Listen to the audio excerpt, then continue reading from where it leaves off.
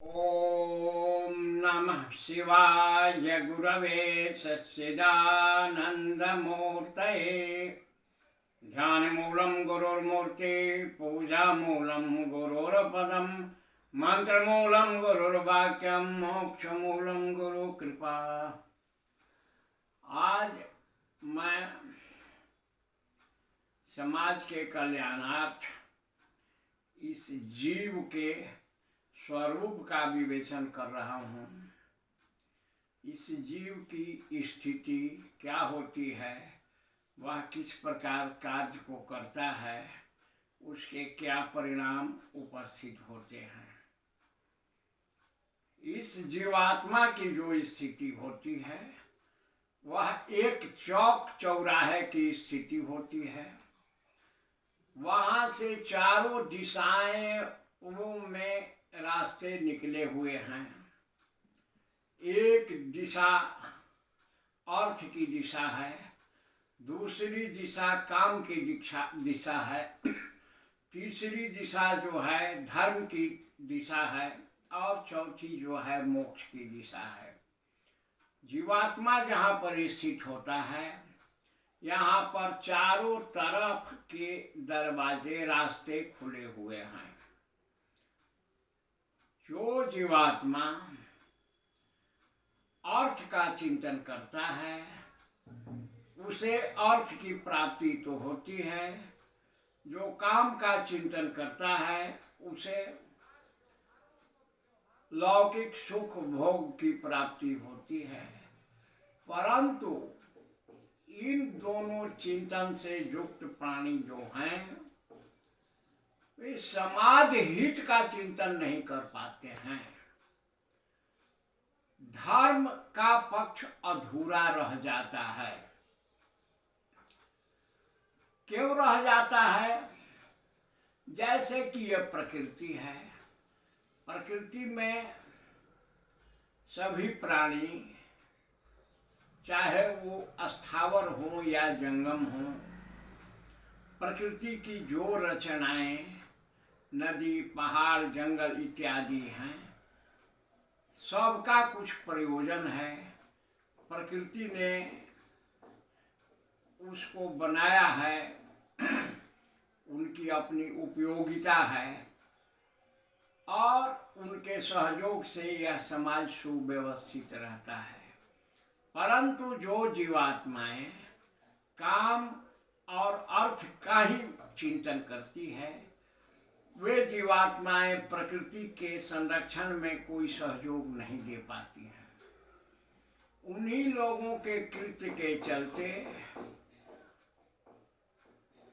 One cut जाते हैं,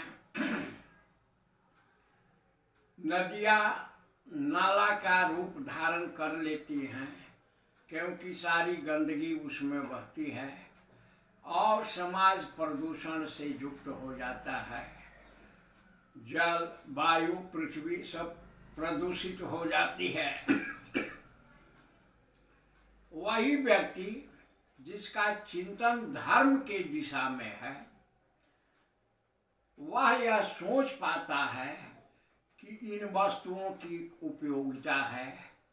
नदी से हमारा जीवन है, पृथ्वी पर हम उत्पन्न हुए हैं, प्राण वायु हमारे जीवन का आधार है, इसलिए जल पृथ्वी और वायु को प्रदूषित करने का वैसा व्यक्ति प्रयास कभी भी नहीं करता है जिसका चिंतन धर्म प्रधान होता है।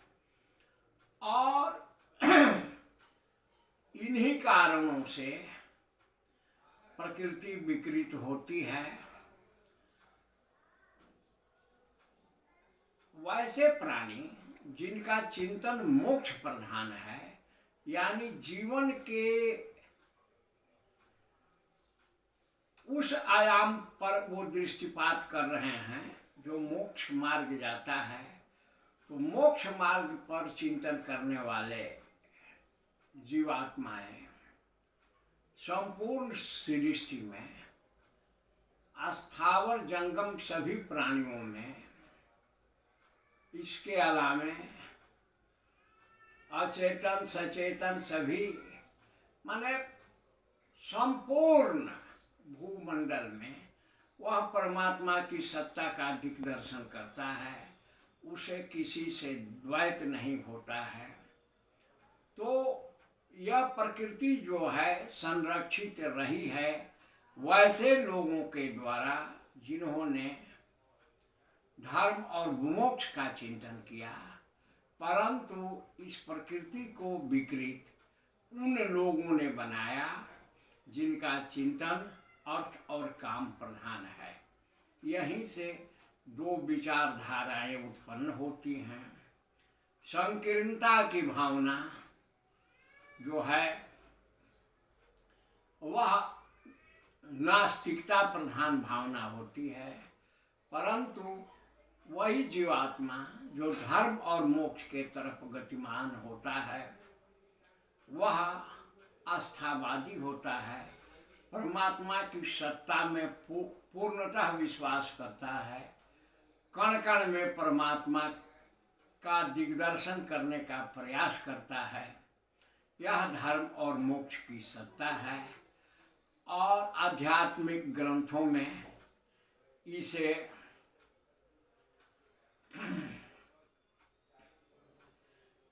पुरुषार्थ चतुष्टय के नाम से जाना जाता है। यानी इस जीवन को धारण करने पर यह जीवात्मा क्या क्या कर सकता है, क्या क्या उपलब्धि प्राप्त कर सकता है, तो उन पुरुषार्थ चतुष्टय के 4 तत्वों में अर्थ, धर्म, काम और मोक्ष की गणना होती है। चारों का यही स्वरूप है और जिस मार्ग पर जीवात्मा चलती है उसका परिणाम उसे भोगना पड़ता है। इसके अलावा